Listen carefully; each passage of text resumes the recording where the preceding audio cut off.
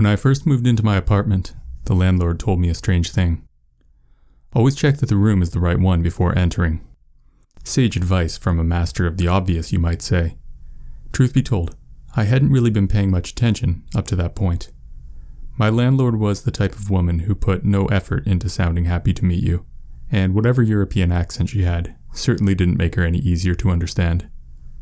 I probably should have asked a few more questions, but signing a lease wasn't a process I wanted to prolong any more than I had to. Besides, it's not like I really needed an explanation. My early childhood diet didn't consist exclusively of paint chips after all.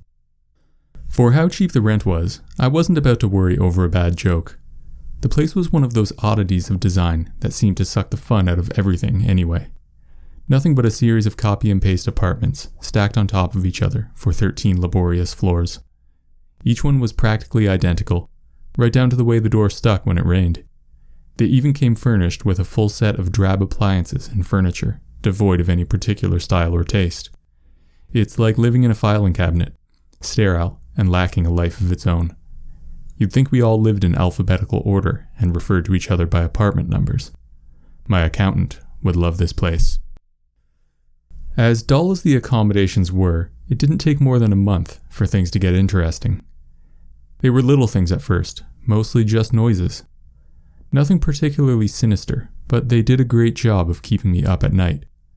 One night, I heard unintelligible whispers coming from my neighbor's bathroom that lasted for hours. The next, I could have sworn I heard far-off wolf-like howls from the floor above, despite a rigidly enforced no-pets policy. Once, I even caught the unmistakable sound of crashing waves on a sandy beach from an apartment on the 6th floor. Occasionally, I would hear noises coming from the rooms in my own apartment. However, nothing would be out of place when I checked. I may have forgotten to mention that I live alone. It took a bit longer for anything really strange to happen, though. It was 4 months into my stay when the sound of clinking glass and slamming cabinets woke me. It came from the kitchen, and I knew it had to be an intruder. I quietly slipped out of bed and grabbed the aluminum baseball bat that I keep next to the door to remind me of how I really should get more exercise. I must have looked absolutely ridiculous tiptoeing down my carpeted hallway to the kitchen with how much noise the intruder was making. When I reached the doorway to my kitchen, I cautiously took a peek inside. Sure enough, I saw a dark figure furiously rooting through my kitchen cabinets. Tightening my grip on the baseball bat, I flipped on the light switch. Lucky thing I did too, otherwise I might have beaten an innocent old woman to death. My midnight intruder was startled at the sight of me, her wrinkled face twisted into a mixture of fright and confusion. The unassuming dirty dressing gown and fluffy pink slippers she wore seemed an odd choice for a burglar. I recognized the woman. She was the old lady who lived 2 doors down from me. I'd even helped her with her groceries that very evening. After managing to calm the poor woman down and assuring her she was not in her own apartment, my elderly neighbor apologized profusely. She'd woken up in the middle of the night craving a cup of tea, she explained, and must have gotten lost in the dark, unlit building. How she managed to slip into my apartment without either of us noticing was beyond me. She must suffer from dementia because she was absolutely convinced that she should still be in her own place. I don't think she understood just how close she came to a baseball bat to the back of the head, and I wasn't in the mood to explain it to her. I tried to be as polite and understanding as I could while I escorted her back to her apartment, but something was bothering me. Something about the whole affair made the little hairs on the back of my neck stand up. It wasn't until I locked my front door behind me that I realized what it was. Before going to bed, I remember quite clearly locking the door from the inside. I racked my brain all night, but I just couldn't explain how the old woman could have wandered into my apartment without opening the front door. Having no one else to ask, I decided to bring the subject up with my next-door neighbor the following day. Cornering him in the hallway that evening, I had trouble broaching the subject. When I'd finally stammered out my story, however, he seemed rather unsurprised by the whole ordeal. Apparently, this sort of thing happened all the time. Not just to the old lady down the hall either. Almost everyone in the building had a similar tale. It was the doors, he said. They didn't always lead to the same place.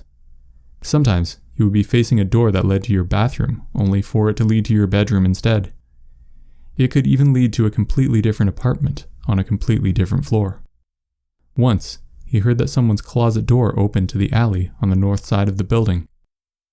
It was a pretty crazy thing to think that your door could lead anywhere in the building without notice, but my neighbor seemed to believe that the phenomenon stretched farther than that. To get around this little nuisance, he suggested I do what the other tenants do.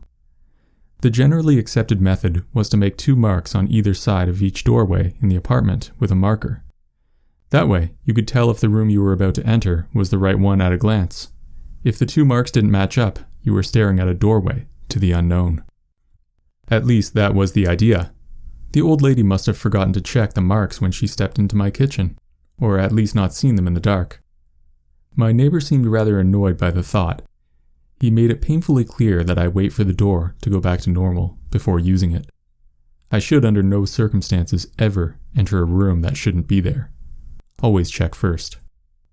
My neighbor experienced the anomaly himself in the past, but only as a mild annoyance.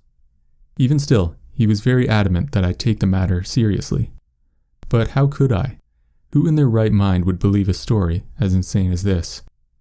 Sure, it could explain how the old lady down the hall got into my apartment without using the front door, but it created all sorts of other questions, and the last thing I wanted to do was question the laws of physics. Mass hysteria, it had to be. A building filled to bursting with lunatics. In the end, I found it simpler to write off my neighbor as a head case and move on with my life. However, I did as he suggested. With a red Sharpie secretly borrowed from work, I drew a line on each side of every doorframe in my apartment. It was more out of curiosity than anything else, or maybe I was just daring the universe to prove me wrong. Either way, after a few weeks, I'd gotten into the habit of checking if both marks were there before I entered a room. I saw it as a little inside joke. When in Rome, do as the wackos do. Eventually, it became a silly little ritual that I would do to remind myself that the world wasn't crazy. Just the guy next door. I'd been living in my apartment for a little over a year before it happened to me again. I'd gotten up in the middle of the night to grumpily use the bathroom like I'd done many times before. I was on autopilot. On my way back to bed, I lifted my tired eyes to the doorway leading to the bedroom and grinned at the now familiar red marks. But I hesitated. There was only one mark. Though only lit by a small lamp in the hallway, I was absolutely sure there was no red mark on the bedroom side of my door. I stood there for a while, blinking sleep from my eyes and trying to stare the second mark back into existence. The bedroom looked the same as I'd left it minutes before, save for the missing mark on my doorway. Were my eyes playing tricks on me? Maybe I was dreaming. Or maybe my kooky neighbor's story was the real deal. As ridiculous as it sounds, I was sure of one thing. There had been 2 marks on my trip to the bathroom. I didn't go in right away. I wanted to, but a small part of me took what my neighbor told me seriously. First, I waved an empty hand into the doorway. Nothing particularly spooky happened. Emboldened by the knowledge that this phantom room wouldn't immediately melt off my skin, I took a tentative step inside. At first glance, nothing looked out of the ordinary. Everything was where I remember leaving it. Even my comforter was thrown aside like I'd just been sleeping under it minutes before. But then why was the mark missing from my door frame? I was certain there had to be something different about the room. At that moment, my neighbor didn't seem so crazy, and all I needed to prove it was to find what was wrong with this room. I tore open my closet and flipped my mattress in search of clues. Every drawer was emptied on the floor in my quest. I even tore the carpets up at the ends to look underneath. I looked everywhere in my madness but found nothing. Everything was where it should be. Somehow, though, I knew this was not my bedroom, and it wasn't until I turned back to the door to check if the second mark was really missing that I realized what was different about it. This room had no doors.